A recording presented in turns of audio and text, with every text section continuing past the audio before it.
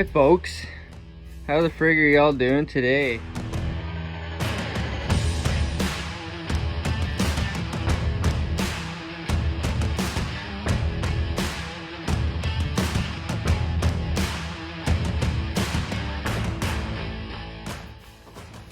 Okay, I need to change the intake gaskets on the fire chicken.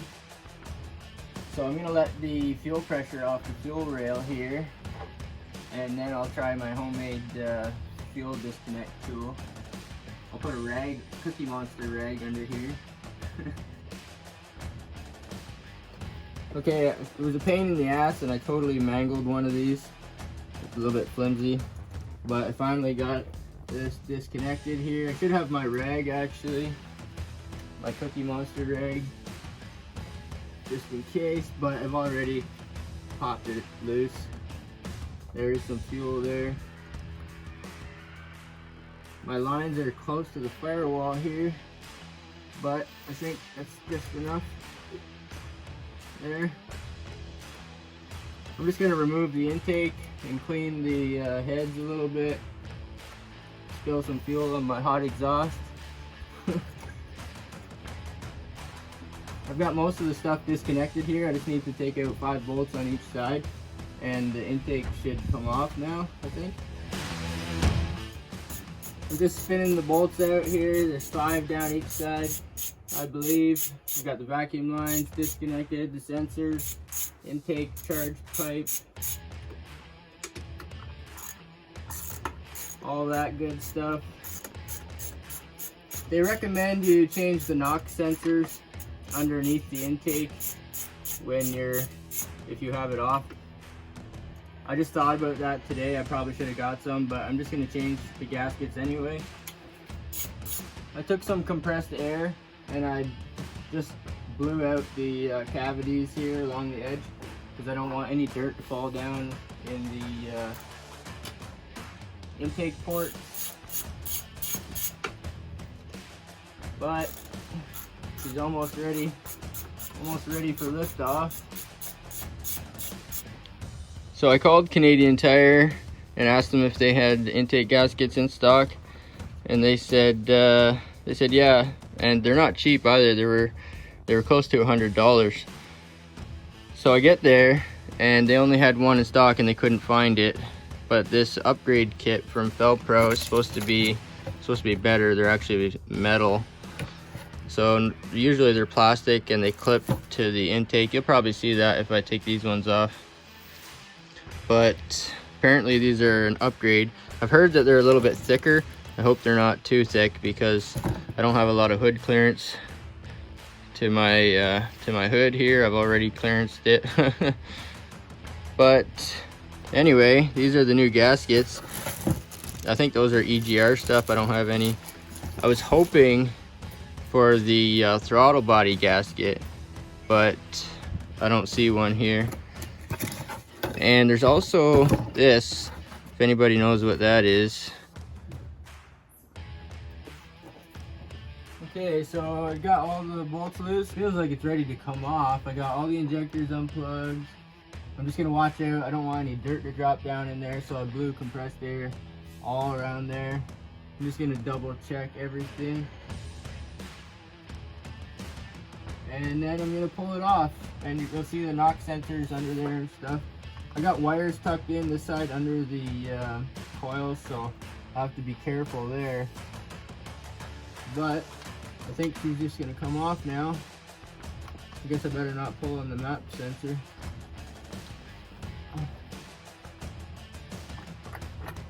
Oof. Oof. Oof. Oh my goodness. Wow. Okay, that's quite a surprise. Took the intake off. I've never had the intake off, which is another surprise probably to some of you. But wow. So there's a pile of dirt there. I don't know. There's probably a pound of dirt there. These 2 plugs on top of the valley cover, they would be the NOx sensors. And wow, there's lots of dirt. I can see how that one might have been leaking there. but wow, they're all pretty dirty, and the whole valley cover is filthy. There's like just caked mud. I'm gonna try not to get anything down in here.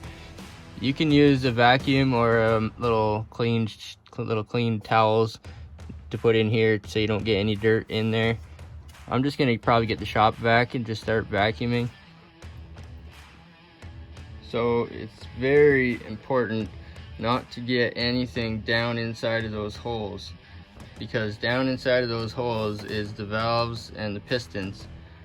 So you do not want to drop any sockets or dirt or rocks or anything. Even a little bit of dirt can scratch up the cylinder walls and lose compression. So I'm using the vacuum. I'm going to be very careful, and you do not want to drop anything down in those intake ports. Okay, pretty soon it's going to be dark. We cleaned it up a little bit here. I'm just taking a break, giving the vacuum a break because it's been running steady, and giving my back a break because I'm bent over working on it. But she's coming. Wow, there was a lot of friggin' dirt and stuff on there.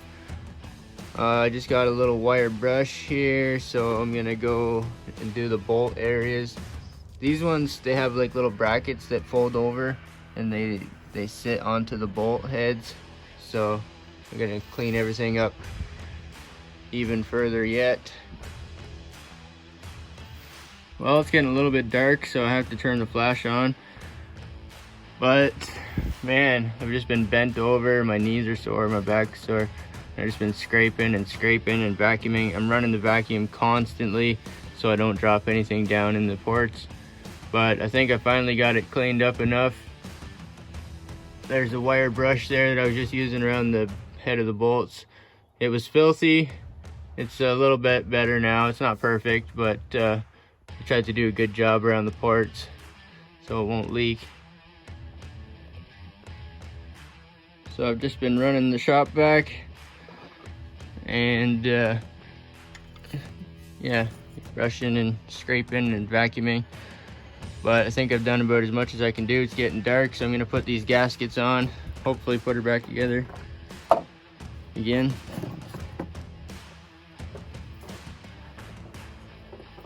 So there's these tabs that stick out one direction here, and these ones are pre-bent.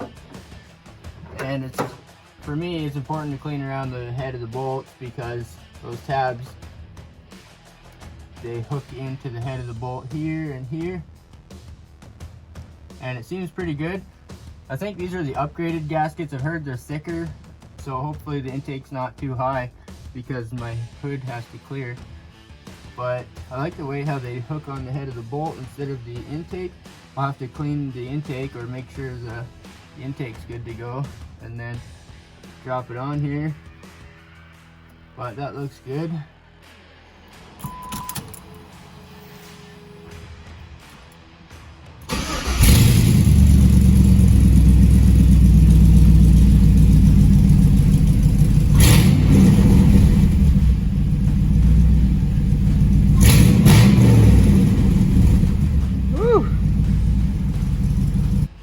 An envelope showed up today from Amazing Primes, and inside of that envelope was another envelope. Fly pig, 8mm performance Vortec 4.8 5.3 6.0, made in China. Okay, so these are going to be new spark plug wires. I've heard that they're a little longer, and I can tell just by looking at them that they are a little bit longer than these. But I think that'll be okay if I maybe tie them up properly, or, you know, route them on a certain angle or something. So I'm gonna try them out, and I was looking for some 45-degree boots or some angled boots, because one of mine are like sitting right, this one right here, sitting right on the tube. Oh my goodness. And it's actually melted the wire a little bit, just like the boot part. Now the way these have a straight boot and then an angle, so I'm not sure if they'll help. They might help a little bit. Hopefully they'll clear. Previously I took off the heat shields, and one reason why I got these is because A, they're cheap, and B, they have the heat shields on them, so that might help. I don't know, I'm gonna try them out anyway. I did a resistance test. I tested all these ones with resistance, and at 2000 ohms, and all of them landed in between 900 and I think between 925 and 975 ohms resistance. So I guess I could try these and see how they test out, see if they're going to be any less resistance. They're a longer wire. Technically you get more resistance per length, but I'm going to try them. So I had to angle the boots certain directions just so they wouldn't touch anything. So they're all floating. Even the back one there, which is kind of tight, but I turned the boots just certain directions so they wouldn't be resting on any grounds or anything like that. So they're not great. I'm not super thrilled, but I think they might work. I'm gonna try them. I also tinkered with the tune today, so I've been tuning with Tuner Pro software and LS Droid software. So I've been tuning the bin file myself. I'm gonna try that tonight. The spark plugs looked a little lean when I checked them last, and it seems to be on all 8 in both banks. So I just added a little bit of fuel, see what happens. I've heard of cheaper wires melting, and one of mine is really close to the header.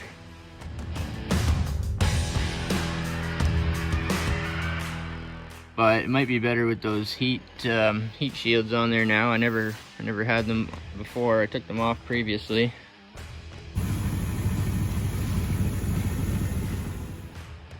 Well, I just flushed and changed the oil in the Firebird.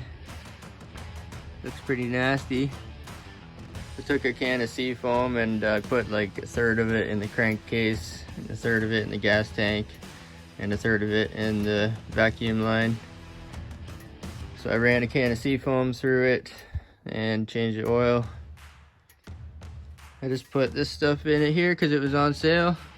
Castrol GTX 1040 and just a CarQuest filter. I have here the Amazon Blue Driver compression test kit, and it looks a lot like the fuel pressure test kit that they have. Very, very similar to the fuel pressure test kit by Blue Driver. So I wanted to check the compression on this engine again, and I couldn't find the compression tester, so I went ahead and ordered this thing here.